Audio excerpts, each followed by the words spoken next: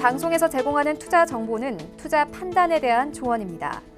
방송에서 제공하는 주식의 가치, 가격 상승 및 가격 하락에 대해서는 방송사에서 보장하지 않습니다.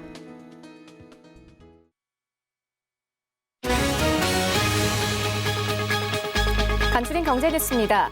미국 뉴욕 증시가 대폭락했습니다. 연방준비제도를 중심으로 글로벌 중앙은행이 일제 유동성을 쏟아붓는 정책 공조에 나섰지만 코로나19 공포를 막지는 못했습니다. 다우존스 지수는 12.93%, S&P 500 지수는 11.98%, 나스닥 지수는 12.32% 떨어지며 마감했습니다.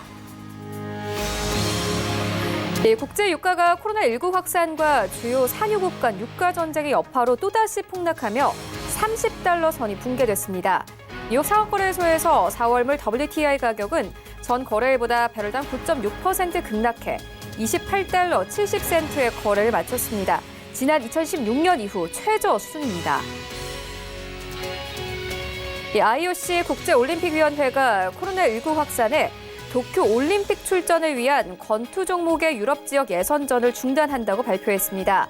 IOC는 현지 시간 16일 성명을 내고 지난 14일 영국 런던에서 시작해 24일까지 진행될 예정이었던 유럽 예선전을 이날 저녁 경기를 끝으로 더는 진행하지 않는다고 밝혔습니다. 유럽연합 집행위원회가 현지 시간 16일 코로나19 확산을 막기 위해 외국인이 EU로 여행하는 것을 30일간 금지하는 방안을 제안했습니다. 우르줄라 폰데어라이엔 EU 집행위원장은 각국 정상 정부에 EU로의 여행이 꼭 필요하지 않은 경우에 한해 일시적 제한을 둘 것을 제안한다고 밝혔습니다.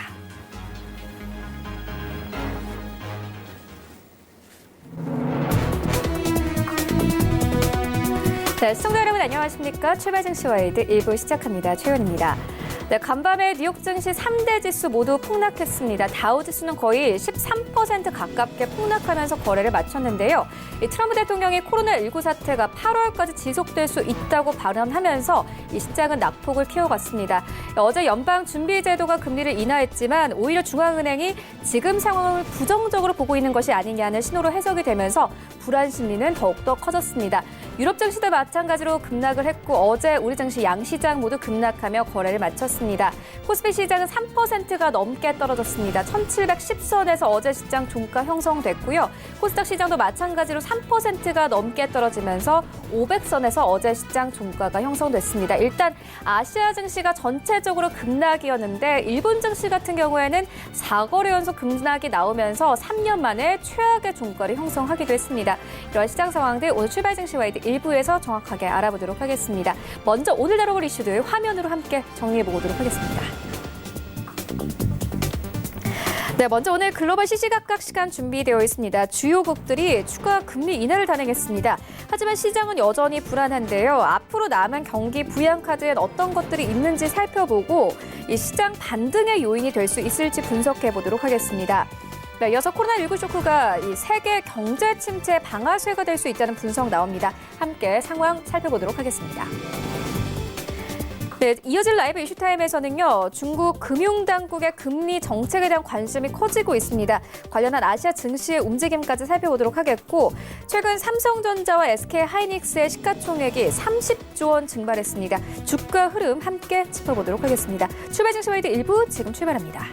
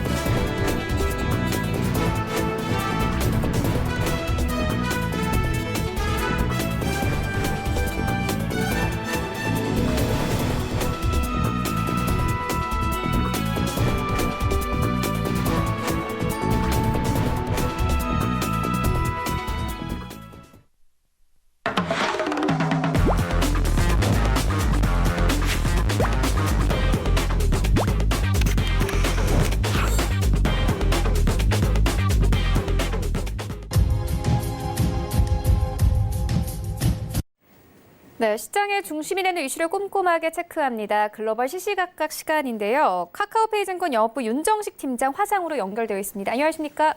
네, 안녕하세요. 네, 간밤에 뉴욕 증시 3대 지수가 모두 급락을 했습니다. 코로나19 팬데믹에 대한 공포와 함께 시장이 모두 급락했는데 이 시장 상황 조금 더 좀 자세하게 짚어봐 주시죠. 네, 지난주 이 시간에도 거의 폭락이다라는 표현을 쓰면서 상당히 좀 많이 빠졌었는데요. 전일 같은 경우 미국 증시 지난주보다도 더 많이 하락하는 모습을 보여줬습니다.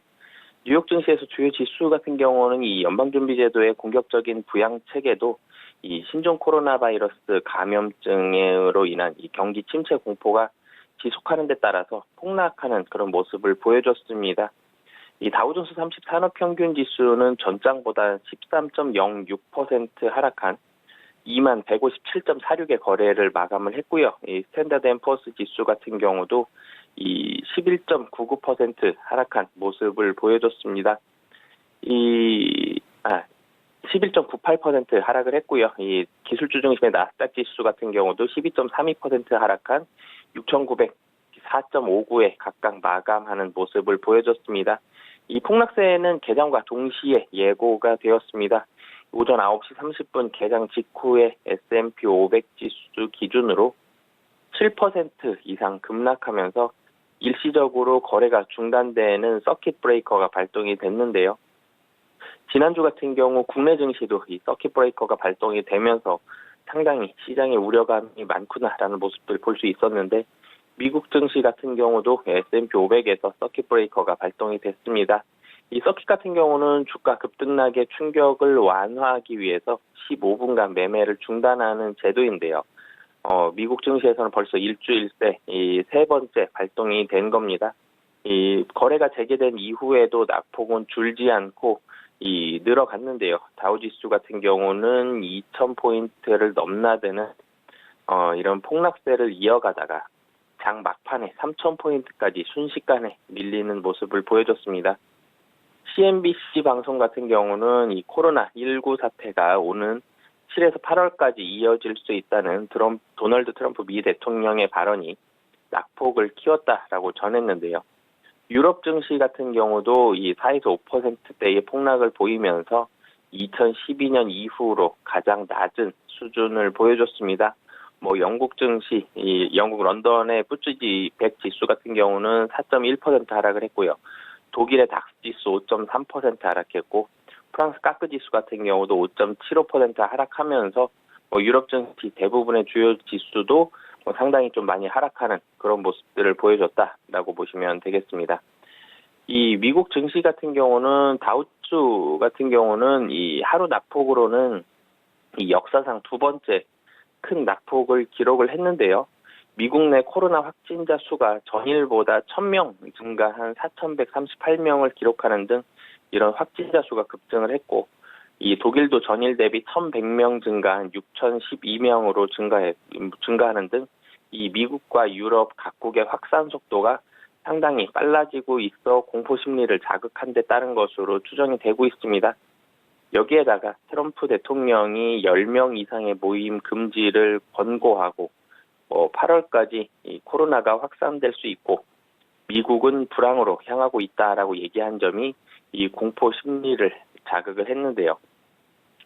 이런 가운데 연준이 추가적으로 5천억 달러 규모의 오버나이트 레포 추가 공급을 발표를 했고, 민주당 상원 원내대표도 7,500억 달러 규모의 부양 패키지를 제안을 하면서 의회도 공격적인 부양책을 언급을 했습니다. IMF도 또한 1조 달러 대출을 동원할 준비가 되어 있다고 언급하는 등 이 금융 안정을 위한 노력이 이 글로벌 기관과 국가를 가리지 않고 이런 노력들이 지속이 되고 있고요. 이 G7 정상회담에서 코로나 확진을 막기 위해 모든 것을 할 수 있다라고 정상회담에서 발표도 나오고, 또한 메르켈 독일 총리가 유동성 공급을 지원할 준비가 되어 있다고 주장까지 했지만, 이 코로나에서 시작된 이런 공포의 투심이 만연한 이런 시장은 안정을 찾지 못하는 그런 모습들을 보여주고 있습니다.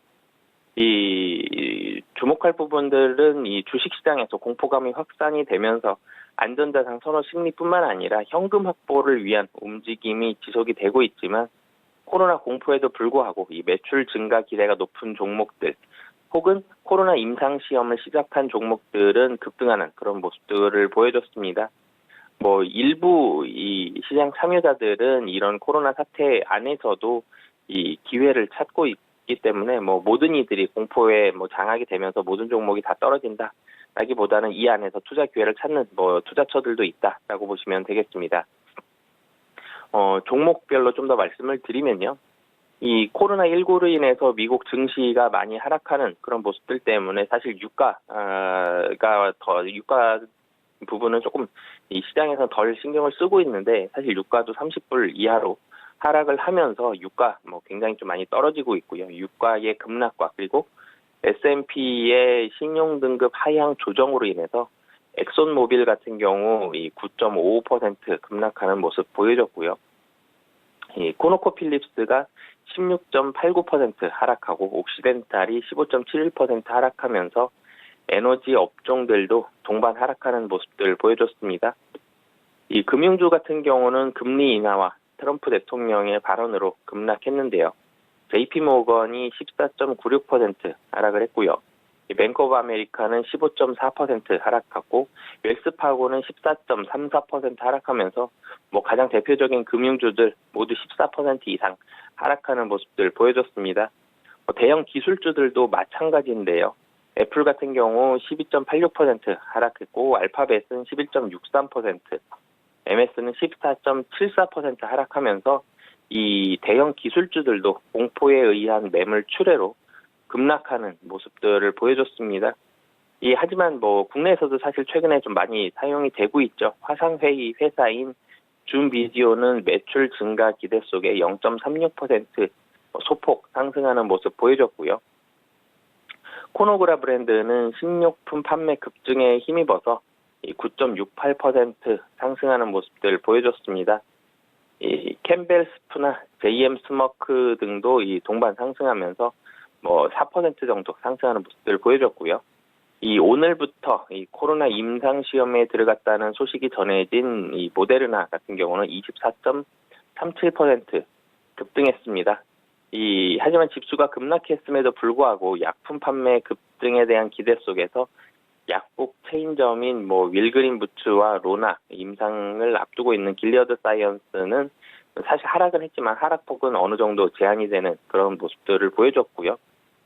미국 국채 ETF만이 2.64% 상승했는데 이거 같은 경우는 사실은 안전자산 선호 심리이기 때문에 이 ETF를 제외하고는 전 ETF가 하락을 했고 하락폭은 대부분 10% 내외일 정도로 전일 미국 증시 지난주 폭락보다도 더 큰 폭으로 하락하는 굉장히 투심이 악화된 그런 모습들을 보여줬다라고 보시면 되겠습니다. 네, 뉴욕 증시 상황 짚고 왔는데 일단 어제 미국 측이 금리를 인하했습니다. 주요국들이 대부분 좀 금리를 인하하고 있는 상황인데 이 정책 공조 이후에 남은 부양카드에는 어떤 것들이 있습니까? 네, 사실은 이 정책 공조가 좀 글로벌리하게 좀 동시다발적으로 이루어져야 되는 그런 모습들이 필요한데 이 정책이란 부분이 하루 만에 나오기는 좀 쉽지 않은 그런 상황들이기 때문에 동일하게 좀 한 번에 시장에 좋은 충격적으로 좀 나오기에는 아직까지는 시간이 조금은 더 필요할 것으로 보여지고요. 연준 같은 경우가 이제 기준금리를 1%포인트 긴급 인하하면서 좀 가장 세게 좀 방어세를 당겼다라고 보시면 되겠습니다. 지난 3일이었죠. 0.5%포인트 인하에 이은 예정에 없던 전일 미국의 금리는 0에서 0.25%까지 사실은 모두 다 낮췄다라고 보시면 되겠는데요. 연준에 있어서는 무제한 양적 완화에 대한 기대가 아직까지는 조금 살아있다라고 보시면 되겠습니다. 전일 연준 같은 경우는 7천억 달러, 약 853조 원 규모의 양적 완화를 실시하기로 했는데요. 쉽게 말해서 기축통화국 지위를 활용해서 달러를 찍어 시장에 쏟아붓겠다는 의미입니다. 제로금리와 양적 완화는 5년 만에 등장으로 연준은 2008년 금융위기 이후에 7년간 양적 완화 정책을 유지를 했었는데요. 이 전일 같은 경우 컨퍼런스 콜 방식으로 진행된 기자회견에서 이 제롬 파월 의장 같은 경우는 직접적으로 양적 완화라는 단어를 꺼내지는 않았지만 양적 완화가 맞냐는 기자의 질문에 부인하지는 않으면서 사실상 시인하는 모습들을 보여줬습니다. 연준은 5천억 달러 규모의 국채와 2천억 달러 규모의 이 MBS 주택 저당 증권이죠. MBS 매입 방침을 밝혔는데요. 연준은 16일부터 400억 달러 규모의 국채 매입을 시작을 했고요. 이 파월 의장 같은 경우는 마이너스 금리 진입 가능성에 대해서는 적절치 않으며 가능성은 낮다라고 얘기를 했습니다. 앞으로 연준의 정책 방향은 자산 매입이 기본이 될 것이다라고도 부연을 했는데요. 사실 월가에서는 마이너스 금리에 대한 기대감 나오곤 있지만 아직까지 연준 같은 경우는 양적 완화에 치중할 가능성이 높다라고 보시면 되겠습니다. 이 CNBC 같은 경우는 연준이 MBS 매입 방침을 밝힌 건 지난주 MBS 금리가 치솟았으며 시장이 불안해졌기 때문이다라고 설명을 했는데요. 이 MBS 가상금리 스프레드는 최근 한 달 새에 2배가 올라서 금융위기 이후에 최고치를 기록하는 등 가계 신용에 대한 위험성이 커지고 있는 상황입니다. 이런 상황에서 미 국채 금리가 폭락하면서 재무부 10년물 채권에 연동된 MBS 갱신을 금융권에서 거부하고 있기 때문에 이런 부분들에 있어서 미국 연준이 상당히 좀 부담을 가지고 MBS 중심으로 양적 완화 정책을 시작을 했다라고 보시면 되겠고요. 연준이 7천억 달러 규모의 양적 완화를 시사를 했지만 이는 사실상 무제한 채권 매입의 시작이라는 해석도 나오고는 있습니다. 연준은 전일 성명에서 경제가 최근 사건을 헤쳐나가 자신감을 되찾고 최대 고용과 물가 안정 목표를 달성할 때까지 유지할 것이다라고 했고요. 파월 의장 같은 경우도 연준은 여전히 경기 침체에 대응하기 위한 도구가 있다라면서 우리는 필요할 때 행동을 취할 여력이 있다라고 했습니다. 그렇기 때문에 블룸버그라든지 여러 언론 매체 등에 대해서는 연준에 있어서는 무제한적인 양적 완화 카드도 나올 수 있다라고 보고 있고요. 여기에다가 기업 어음 부분도 연준이 쓸 수 있는 또 한 장의 카드입니다. 코로나19와 유가 전쟁과 같은 약재로 인해서 기업들이 디폴트에 줄줄이 빠질 수 있는 만큼 연준이 기업어음, CP죠. 기업어음이나 회사채를 직접 매입해서 자금 숨통을 틔워줄 것이라는 예상도 나오고는 있습니다. 뱅크 오브 아메리카 같은 경우는 연준이 CP 매입 조치를 발표할 가능성이 있다고 보기도 했는데요. 연준의 발표에는 이 같은 안은 빠져 있지만 추후 현실화될 여지도 상당히 크다라고 보시면 되겠습니다. 최근 코로나19 그리고 유가 리스크에 대한 우려로 투자자들이 현금을 보유하려는 움직임이 강해지면서 MMF에선 대규모 자금 유출이 발생을 하고 있는데요. MMF 같은 경우는 CP를 주요 자산으로 편입하는 만큼 MMF에서 자금이 빠져나가면 기업들이 자금을 조달하는데 상당히 어려움을 겪는데요. 그렇기 때문에 일본 중앙은행도 그렇고 미국도 그렇고 CP와 회사차 매입 상당히 좀 기대감이 되고 있고요. 국내 증시 같은 경우는 이런 부분들보다는 우선적으로는 기준금리를 인하하는 부분들로 시작을 했습니다. 미 페드가 0%로 금리 인하하면서 한국은행도 금리 인하에 동참하는 모습을 보여줬는데요. 한국은행 같은 경우는 16일이었죠. 임시금융통화위원회를 열고 기준금리를 연 1.25%에서 연 0.75%로 0.5%포인트 인하하겠다라고 밝혔습니다. 신종 코로나 바이러스 감염증으로 인한 경제 타격을 최소화하기 위해서 대폭 인하한 건데요. 금융통화위원회에서는 금리를 보통 0.25%포인트씩 움직였던 추세에 반해서 0.5%씩 상당히 좀 큰 폭으로 인하한 건데요. 이에 따라서 기준금리 같은 경우는 단숨에 0%대로 떨어졌습니다. 하느니 한 번도 가보지 못한 길을 가고 있다라고 가고 있는 건데요. 임시금융통화위원회는 당초 17일에서 18일 정도 열릴 것으로 예견이 됐지만 미국 연방준비제도에서 추가 금리 인하 카드를 긴급하게 사용을 하면서 한은의 금리 인하 시기가 앞당겨졌다라고 보시면 되겠습니다. 한은이 임시금융통화위원회를 열고 금리를 내린 것은 이 9.11 테러 직후인 2001년 9월 이때도 0.5%포인트 인하를 했고요. 이 금융위기 때인 2008년 10월 0.75%포인트 인하 이 두 차례뿐인데 이번 사태가 코로나19로 인한 사태가 얼마나 좀 긴급한 상황인지를 한은에서도 보여주고 있다라고 보시면 되겠습니다. 네, 주요국들이 금리 인하를 연달아서 하는 것은 그만큼 상황이 좋지 않다 이렇게 좀 해석을 해볼 수 있을 것 같은데 이번 코로나19 사태가 이 경기 침체 방아쇠가 될 수 있다 이런 분석까지 나오더라고요. 과장님께서 어떻게 보십니까? 네, 사실은 이 전일 미국 증시의 하락이 커진 것은 뭐 코로나19로 인한 이 확진자 수가 1,000명을 넘은 뭐 그런 충격도 있었지만 이 트럼프 대통령이 이미 경기 침체로 들어섰다. 이런 부분들, 그런 발언들이 시장의 우려감을 상당히 좀 키웠기 때문이다라고 보시면 되겠는데요. 이 세계 경제 같은 경우는 이 신종 코로나 바이러스 감염증 충격으로 인해서 뭐 이미 이 침체에 빠졌다고 이 여러 이코노미스트들이 경고를 하고 있습니다. IMF를 비롯해 각국 정책 담당자들은 여전히 경제 전망을 낙관하면서 침체는 없을 것이라고 강조를 하고는 있지만 IMF 족쇄에서 풀린 이 여러 이코노미스트들은 이 현실을 받아들이고 대책 마련을 서두를 것을 촉구하고 있는 그런 모습인데요. 파이낸셜 타임즈 같은 경우는 이 4명의 전 IMF 수석 이코노미스트들은 세계 경제가 이미 침체에 빠졌으며 할 수 있는 모든 대응책을 내놔야 한다고 촉구하고 있다고 전했고요.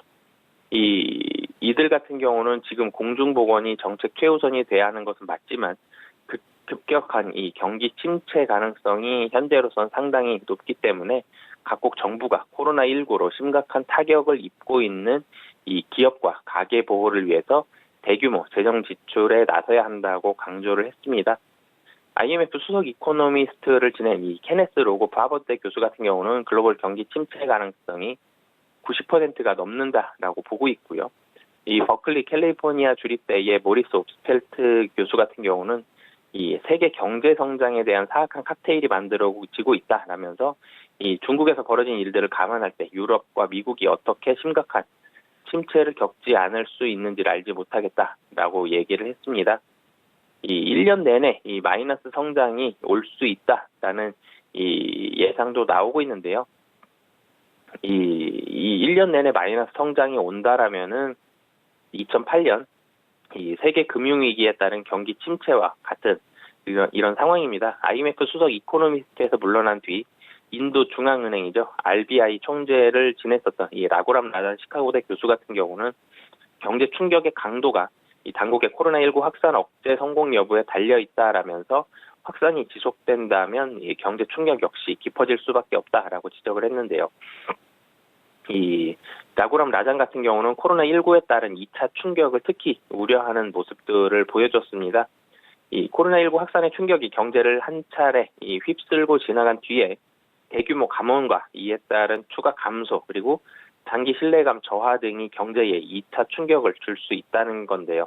이 라구람 라잔 교수 같은 경우는 기업 도산을 비롯한 이 같은 충격들은 첫 번째 충격이 얼마나 지속되는지 그리고 1차 충격을 완화하기 위해 어떤 대응들이 동원되는지에 달려있다라면서 따라서 2차 충격은 아직 어떻게 전개될지 알 수 없는 상황이다 라고 덧붙였습니다.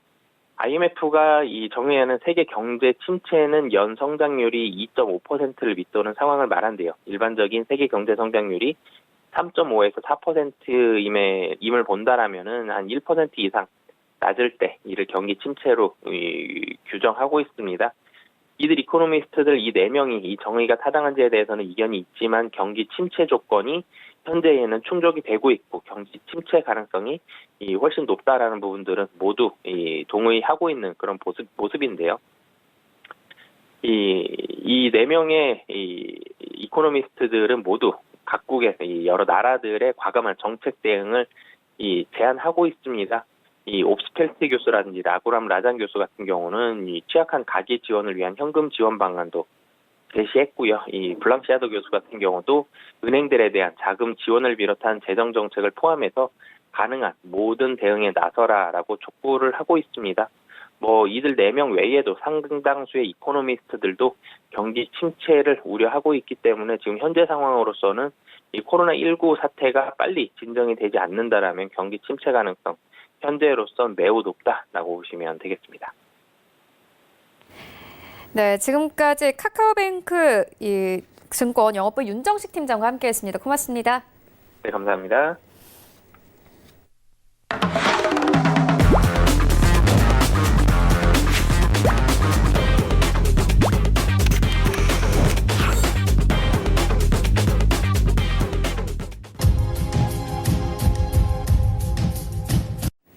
네, 이번에는 국내 시장 쟁점 함께 분석해 보도록 하겠습니다. 라이브 이슈 타임인데요. KTB 투자증권 이소은 과장 전화 연결되어 있습니다. 안녕하십니까? 네, 안녕하십니까? 네, 저희가 앞서서 주요국들의 금리 인하 부분을 짚고 왔는데 이제 중국의 결정에 관심이 모아지고 있습니다. 어떻게 보십니까? 네, 우선 말씀하셨듯이 미국이 어떤 제로금리 전격 인하를 하면서 중국에 대한 어떤 시장에서의 관심이 몰려주고 있다고 볼 수 있습니다. 한마디로 중국도 이제 추가로 금리를 낮출 가능성이 높아졌다고 볼 수 있겠고요. 미국 금리 인하가 어떤 경기 하강의 대표적인 신호라고 볼 수 있겠는데, 이 코로나19의 그 경제 로 봤을 때도 이 중국에도 상당한 영향을 미칠 것으로 전망되고 있다고 볼 수 있겠습니다. 통상 경기 하강 국면이 미국에 이어서 중국 순으로 진행된다는 점을 감안하면은 중국도 적극적인 대응에 나설 것이라는 분석인데요. 중국은 이미 1년 만기 중기 유동성 지원 창크죠. 이 MLF의 대출 금리와 1년 만기 대출 우대 금리를 내리고 지급 준비율을 선별적으로 인하하면서 이 전투 태세에 돌입했다고 볼 수 있습니다. 이 중국의 중앙은행인 인민은행은 3월에 LPR을 어떻게 조정할 것인지에 대한 결론을 발표한다라고 볼 수 있겠는데, 날짜는 20일이라고 볼 수 있겠습니다. 중국은 작년에 8월부터 18개 은행이 보고한 최우량 고객 대출 금리의 평균치인 LPR을 매달 20일 오전에 고시하는데, 모든 금융기관은 이 같은 LPR을 대출 업무 기준으로 삼아야 하기 때문에 실질적인 기준금리 역할을 하고 있다고 볼 수 있겠습니다. 이 중국은 미국과 중국의 무역 분쟁 여파에 코로나19까지 겹치면서 2월에 LPR을 4.15에서 4.0으로 0.1% 내리면서 1차적인 조치를 취했는데요. 하지만 코로나19가 세계적으로 확산 일로에 접어들면서 이 글로벌 경기 하강 우려는 확대됐다고 볼 수 있습니다. 이 미국을 시작으로 각국은 이제 금리 인하를 단행했거나 준비 중인데, 이 미국 달러와 연동하는 달러 패거제, 그러니까 고정환율제죠. 이 달러 패거제 시행 국가인 홍콩 같은 경우에는 미국 연준에 맞춰서 이날 기준 금리를 1.5에서 0.86으로 0.64% 내렸고요. 따라서 인민은행은 3월 LPR을 낮출 가능성이 있다는 관측이 제기되고 있습니다. 인민은행은 지난달 분기 통화정책 보고서에서 이 코로나19로 인한 경기 안정을 위해 통화정책의 유연성을 강화할 것이라고 좀 밝힌 바 있는데요. 중국의 또 다른 경기 부양 조치인 MLF 대출금리도 LPR 발표 전에 추가 인하 가능성에 좀 무기가 실리고 있습니다. 이 MLF 대출금리가 낮아지면은 이 금융기관들이 더 적은 금융 비용으로 자금을 조달하게 된다는 점에서 이 인민은행 같은 경우에는 MLF 금리를 움직이면서 LPR 금리를 간접적으로 관리할 수 있는데요. 이 인민은행은 지난달에도 LPR 발표 이전에 MLF 대출 금리는 기존 3.25%에서 3.15%에 0.1% 내리면서 코로나19에 대응한 부분이 있다라고 좀 볼 수 있겠습니다. 네, 그리고 현재 우리 시장에서 좀 급락 나오면서 최근 삼성전자와 SK하이닉스의 시가총액이 총 30조 원 넘게 증발했습니다. 이 두 종목의 주가 흐름은 어떻게 보고 계십니까? 우선 지금 현재 SK하이닉스, 삼성전자 우리나라의 투톱 기업이라고 볼 수 있겠는데, 이 코로나19 확산으로 글로벌 경기가 위축되면서 말씀하셨듯이 그 30조 넘게 증발하는 그런 상황이 시가총액이 벌어졌다라고 좀 볼 수 있겠고요. 그러나 반도체 시장 지표로만 보면은 서버용 디램 가격이 오르면서 업황은 오히려 눈에 띄게 개선됐다는 평가가 좀 나와주고 있습니다. 증권가에서는 이처럼 업종 지표와 주가 흐름이 엇갈리는 상황에서 관련주 목표 주가를 내리면서도 지금 시장에서는 좀 당황하는 분위기가 계속 나와주고 있다고 볼 수 있겠고요. 디램 익스체인지에 따르면은 지난달 서버 디램 가격이 전월 대비 6.1% 상승했는데, 작년 내내 하락세를 이어가던 서버 디램 가격은 올 1월 들어서 2.1% 오르면서 반등했습니다. 작년 하반기부터 미국과 중국 같은 글로벌 기업들의 서버 수요가 살아나면서 우선 최근 코로나19 사태로 온라인 수요가 급증하는 부분도 이런 좀 긍정적인 전망을 좀 계속 더 뒷받침하고 있다고 볼 수 있겠는데요. 데이터 센터나 서버 시설 투자가 늘고 있는 상황이라고 좀 볼 수 있습니다. 증권업계에서는 세계적으로 소비가 둔화하면서 노트북 PC나 스마트폰 등 완제품 출하량은 위축이 불가피하다라고 좀 보고 있는데, 그러나 서버 디램의 호황은 이 모바일 디램 등의 수요 둔화를 상쇄할 만큼 실적 개선이 뚜렷하다는 분석입니다. 이 주요 증권사에서는 재고를 쌓아두는 수요가 늘면서 2분기에도 서버 디램 가격이 20%가량 늘 것으로 좀 전망하고 있는데요. 이에 따라서 증권가에서는 삼성전자와 SK하이닉스의 1분기 실적 전망도 수정되고 있습니다. 이 세트 수요 둔화에 따른 실적 하향 가능성이 상대적으로 적은 SK하이닉스의 경우에는 이 서버 디램 영향으로 1분기 매출 추정치가 상향 수정됐고요. FN가이드 컨센서스에 따르면 1분기 매출이 6조 7,511억에서 4,621억 원의 영업이익에 올릴 것으로 예상이 되고 있고요. 삼성전자 역시 모바일과 가전제품 부분에서 제품 출하량 감소가 예상되지만 이 서버 디램 선방으로 매출과 영업이익 추정치는 오히려 올랐다고 볼 수 있습니다. 이 1분기 매출은 56조 7,360억, 그리고 영업이익은 6조 6,090억 정도를 기록할 것으로 예측이 되고 있는데, 이는 업황이 부진했던 작년 같은 기간보다 6에서 8%가량 증가하는 수준이라고 볼 수 있습니다. 다만 양사 모두 주가는 연일 약세를 면치 못하고 있는데, 코로나19의 세계적 대유행 상황이 장기화되면은 2분기 이후 경기와 반도체 수를 장담할 수 없다는 우려 때문에 풀이되고 있고요. 이 서버 디램의 업황이 좋다 보니 반도체 대형주의 목표 주가를 내리는 것이 좀 망설여질 정도라고 볼 수 있습니다.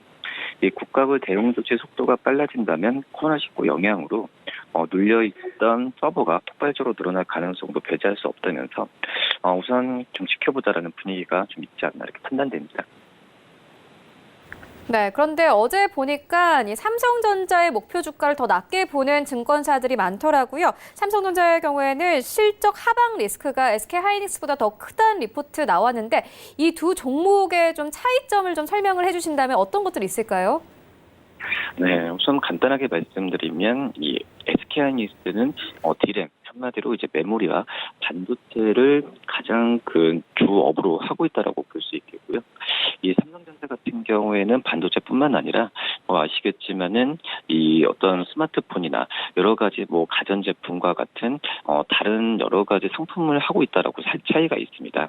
그렇기 때문에 지금 현재 디램 가격에 대한 반등 부분은 시장에서 다 예상을 하고 있는 상태고, 이 디램 가격의 하방에 대한 부분에 있어서는 약간의 소폭의 그 하방을 갖고 있긴 하지만, 이 우선 삼성전자가 갖고 있는 스마트폰 그리고 이 가전제품에 대한 수요는 이 코로나19에 대한 영향 때문에 좀 떨어질 가능성이 있다라는 부분이기 때문에 어떤 전방위적인 산업을 갖고 있는 삼성전자의 목표 주가를 좀 하락하는 좀 낮게 보는 그런 경향이 있다라고 좀 판단이 되고 있습니다.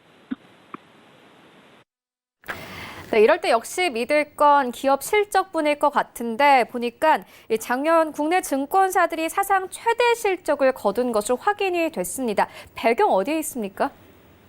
네, 역시 그 증권사들은 이제 투자 은행 부분 확대가 가장 주요하지 않았나 판단되고 있고요. 작년 증권사 전체 단기순이익은 무려 5조 원에 육박할 것으로 좀 보여주고 있습니다. 국내 증권사 56곳의 단기 순이익은 4조 9,104억으로 전년 대비 17.8% 급증했다라고 볼 수 있겠고요. 이에 따라서 증권사의 ROE도 8.3%로 0.6% 상승했다라고 볼 수 있습니다. 항목별로 봤을 때는 작년 수수료 수익은 9조 4,902억으로 전년 대비해서 2.3% 감소한 가운데, 이 투자은행 부분, IB 부분이죠. IB 부분이 36%, 그리고 자산관리 부분 11.1%를 차지하고 있습니다. 이 어떤 그 브로커지 기반의 위탁 수수료 비중은 36.5% 감소했는데요. 작년에 자기 매매 이익은 3조 6,796억으로 전년보다 18.5% 줄었습니다. 주식 관련 이익은 5조 295억으로 채권 관련 이익의 6조 7,480억 원이 모두 흑자한 반면에 ELS, 그러니까 주가 연계 증권 같은 이 파생 관련 손실은 3조 599억으로 같은 기간 약 2조 원 확대됐습니다. 손실은 펀드 등 기타 자산 손익이 좀 메웠다라고 볼 수 있겠는데 작년 증권사 기타 자산 손익은 4조 912억으로 전년 대비해서 149.8% 급증했고요. 펀드 관련 이익이 1조 2,110억으로 246.7% 폭증한 영향이 컸다라고 볼 수 있습니다. 이 3펀드 스타코가 412조 4천억으로 24% 넘게 확대됐는데 이외에 그 외환 관련 손익은 2조 558억으로 대처 관련 손익은 또 2조 6,144억으로 각각 320%, 8.5% 증가했고요. 판매 관리비는 8조 9,160억으로 6.4% 증가했습니다. 작년 말 기준 증권사 자산 총액은 482조 6천억으로 1년 새 10% 증가했고요. 부채와 자기자본은 각각 420조 8천억, 61조 8천억으로 10.1%, 9.2% 늘었습니다. 이 순자본 비율은 평균 559.1%로 11.6% 올랐고요. 이 레버리지 비율은 680.1%, 2% 하락했다고 볼 수 있습니다. 작년 선물에다 5곳의 순이익은 261억으로 전년 대비해서 12.2% 늘었고요. ROE는 6.5%로 0.3% 하락했습니다. 작년 말 기준 선물에다 자산 총액은 3조 1,581억으로 전년 말 대비해서 31.5% 감소했고요. 부채는 2조 7,249억으로 35.7% 줄었습니다. 이 자기자본은 4,322억으로 15.4% 증가한 게 좀 눈에 띈다라고 볼 수 있습니다. 네, 그리고 이 오리온의 실적 강세도 눈에 띄는데요. 이 오리온의 올해 턴어라운드 가능성에 대해서는 어떻게 보십니까? 네, 우선 오리온이 이 서프라이즈 수준의 실적을 발표하면서 강세를 이런 장에서도 보고 있습니다. 이 전문가들은 오리온의 2월 실적이 코로나19 사태 속에서도 선방했다면서 기존의 우려와 다르게 올해 턴어라운드에 성공할 것을 내다봤는데요. 우선 그 전일에 오리온은 4,200원으로 4.36% 오른 10만 500원에 마감했고요. 기관 쪽에서는 오히려 오리온 주식이 53억 원어치 순매수했습니다. 오리온은 지난 13일이었죠. 13일 2월 실적 발표를 통해서 전년 동기 대비해서 438.9% 증가한 194억의 영업이익을 거뒀다고 발표했는데 국내 법인 다음으로 매출 비중이 큰 중국 법인은 전년 동기 대비해서 영업이익 흑자 전환하고 매출은 53.2% 증가해 507억 원을 기록했습니다. 전문가들은 오리온이 어떤 코로나19로 소비 감소 우려가 컸던 국내와 중국 시장에서 기대 이상의 실적을 거뒀다고 좀 평가했고요. 우선 중국 법인은 코로나19 여파로 비월 매출이 200억 이하일 것이라는 우려를 받았지만 오히려 500억 이상의 매출을 거뒀다고 볼 수 있겠고 2월의 생산량이 주문량을 따라가지 못하면서 300억가량의 매출이 3월로 이연되는데 코로나19 우려에서 완전히 벗어났다라는 평가까지 나와주고 있습니다. 이 소비 감소로 인한 타격이 가장 컸을 것으로 우려했던 1분기에도 견고한 성장세를 보이면서 올해 실적 전망에도 파란불이 커졌다는 평가가 나와주고 있는데요. 우선 중국과 한국에서 꾸준한 성장을 좀 보여주고 있고 베트남과 러시아 등에서도 준수한 실적을 내고 있어서 올해 영업이익은 3,525억을 달성하는 데는 큰 어려움이 없을 것이라는 평가가 좀 나와주고 있습니다. 네, 알겠습니다. 지금까지 KTB투자증권 이성훈 과장과 함께했습니다. 고맙습니다. 네, 감사합니다. 네, 1부는 여기서 모두 마치도록 하고요. 잠시 후 2부에서는 전문가들과 함께하는 종목 라이브쇼 라이브 매매타임이 이어집니다. 여기에 더해서 오늘 장에서 이슈물이라고 있는 특징주까지 꼼꼼하게 살펴봐 드리겠습니다. 채널 고정해 주시고요. 저희는 잠시 후 2부로 다시 찾아오도록 하겠습니다.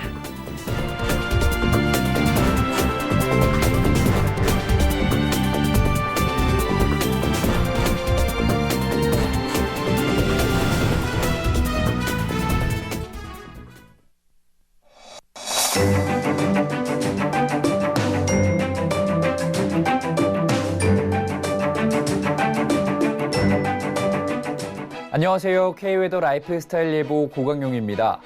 꽃샘 추위로 다소 추웠던 어제 아침과 달리 오늘 아침은 전국이 별다른 추위 없이 출발하고 있습니다. 낮 기온도 15도 안팎을 보이며 포근하겠는데요. 다만 큰 일교차에 건강 유의하셔야겠습니다. 한편 오늘 오전 동안 경기 동부와 강원 영서 등 중부 내륙 곳곳으로는 약간의 비가 내리겠고요. 오후에 점차 갤 것으로 보입니다. 또한 강풍주의보가 발효 중인 강원 산지와 강원 동해안은 오늘 바람이 매우 강하게 불겠으니 시설물 관리를 철저히 해주셔야겠습니다. 오늘은 오전에 중서부 지역만 미세먼지 농도가 높게 나타나다가 오후 들어서는 전국으로 확대되겠는데요. 강원을 제외한 전국의 미세먼지 농도 나쁨에서 한때 나쁨 수준 보이겠습니다. 오늘 중부지방은 북쪽을 지나는 기압골의 영향을 받다가 벗어나겠고요. 남부지방은 제주도 남쪽 해상에 위치한 고기압의 가장자리에 들며 대체로 맑겠습니다. 다음은 자세한 지역별 날씨입니다. 수도권과 충남 북부는 오전에 흐리다가 점차 개겠습니다. 서울의 아침 기온 3도, 낮 기온 12도로 일교차 크겠습니다. 동해안 지역은 대기가 매우 건조한 가운데 대체로 포근하겠습니다. 울진의 한낮 기온 17도까지 오르겠습니다.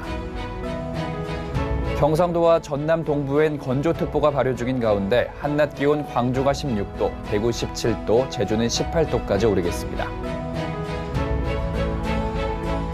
동해 먼바다를 중심으로 발효 중인 풍랑특보는 오늘 밤이나 내일 새벽 사이에 해제될 것으로 보이고요.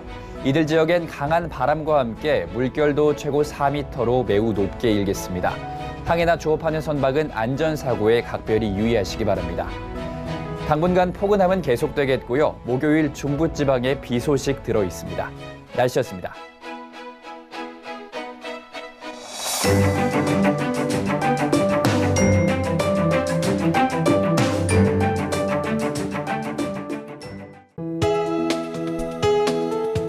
방송에서 제공하는 투자 정보는 투자 판단에 대한 조언입니다.